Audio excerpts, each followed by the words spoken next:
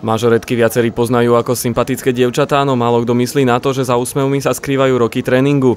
Tie najlepšie z najlepších sa stretli v Bratislave na 7. majstrovstvách Slovenska, ktoré usporiadala Asociácia mažoretkového športu AMAS a mažoretky Tina z Bratislavy.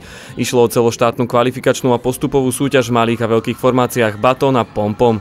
Zmerať si sily prišlo približne 1000 mažoretiek z celého Slovenska, ktoré hodnotila medzinárodná porota. Celá mažoretkovská paráda začala slávnostným nástupom a prestrihnutím pásky. Súťažilo sa v 4 vekových kategóriách. Najmladšie boli deti do 7 rokov, ktoré odštartovali skutočne príjemnú atmosféru. Najlepší sa hľadali aj medzi kadetkami, juniorkami a samozrejme aj medzi seniorkami.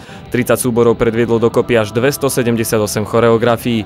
Najúspešnejším súborom majstrovstiev s 8 medailami sa stali mažoretky Diana zo Žiliny. Druhá veľká radosť nebola taktiež ďaleko od Žiliny.